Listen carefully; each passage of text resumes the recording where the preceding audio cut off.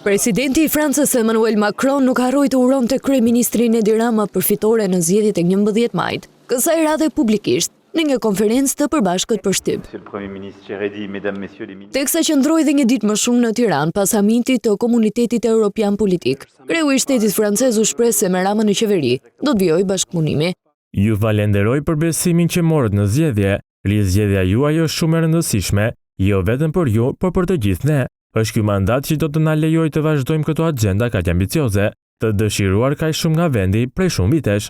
Krah shefit të qeverisë shqiptare, Macron dhe njëherë theksoi se ambicia e vendit tonë për të përfunduar procesin e integrimit deri në vitin 2027 është e realizueshme.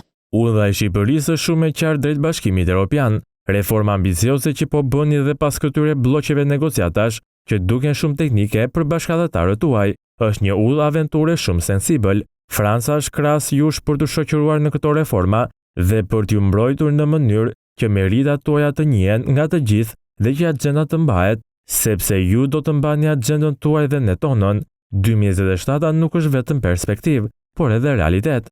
Për të vijuar bashkëpunimin mes dy vendeve, u nënshkruan marrëveshje bashkëpunimi në energji dhe memorandum mirëkuptimi për turizmin në Korçë.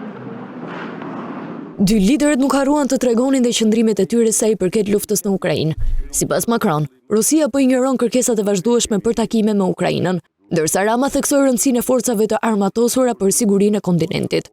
Propozimi i Putin ishte të thoshte takomin në Stamboll, të dielën dhe pëlqimin Zelenski. Sot s'kemi asgjë. Përballë cinizmit të Putin, mendoj se Trump, i merakosur për besueshmërinë e Amerikës, do të reagojë se propozimi për arpushim dhe për të takuar janë amerikane.